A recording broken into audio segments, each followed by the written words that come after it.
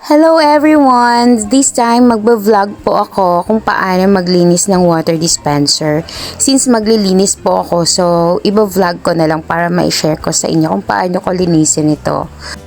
Buksan lang natin yung ibabaw at bunutin natin yung bilog sa loob. Ayan, yung may butas, yan po yung hawakan natin at pwede na po yung bunutin. At makikita na po natin yung napakadaming tubig sa loob. Ayan, actually po nabuksan ko na yan, binalik ko lang para ma-video ko lang po. Tanggalin na po natin yung laman ng tubig sa loob na napakadumi. At dahil nga madumi, kailangan na nating linisan. So, kuha lamang po tayo ng sponge at saka sabon. Ayan, sabunan ng mabuti, hugasan ng mabuti para po maging malinis na. Kasi nga maiinom po natin lahat yan kapag hindi po natin nalinis ng maayos. Syempre po, linisin na rin po natin yung gripo. Ayan, yung gripo sa labas, pati na rin po yung lalagyanan ng tubig o yung hulugan ng tubig. Ayan po, yung may stock na water dyan sa baba. Ayan o, nakikita nyo po ang dumi.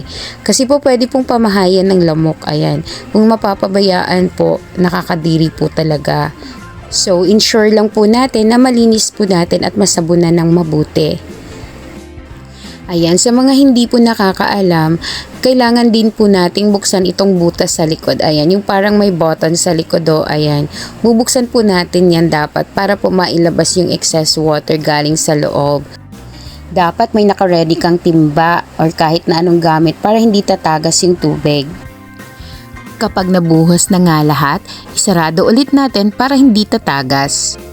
Gumamit nga lang din ako ng tela para linisin ang paligid ng water dispenser. Iniiwasan nating gumamit ng tubig para hindi mabasa ang mga wiring sa likod.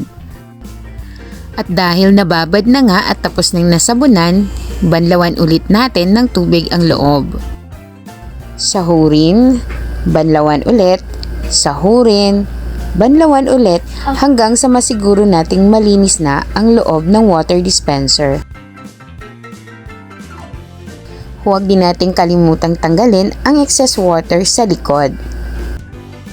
At linisin na rin nga natin ang iba pang parts ng water dispenser. Gaya nga ng maduming bilog kanina na tinanggal natin sa water dispenser. Ayan, kitang-kita po ang dumi. Sobrang matagal na sigurong hindi nalinisan ito. Ayaw matanggal kahit anong sabon, kaya ang ginawa ko, ginamitan ko na lang siya ng tela. Para matanggal yung dumi sa loob, pinaikot-ikot ko lang para siguradong matanggal at malinis talaga.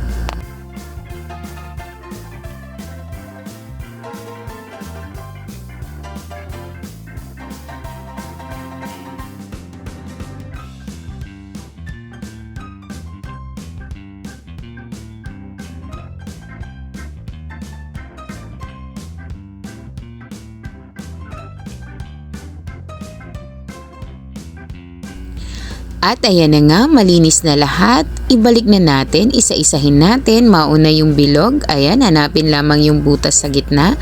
At i-push lamang po. Ayan. Siguraduhin lamang natin na nailapat ng maayos, pati na rin ang ibang parte ng water dispenser.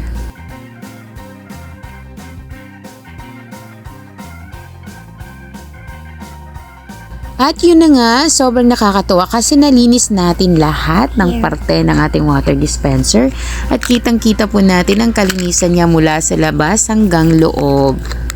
So once again, kung gusto niyong matutunan paano linisin ang water dispenser, balikan niyo lang po ang video na ito at sana po ay may natutunan kayo. Thank you so much for watching!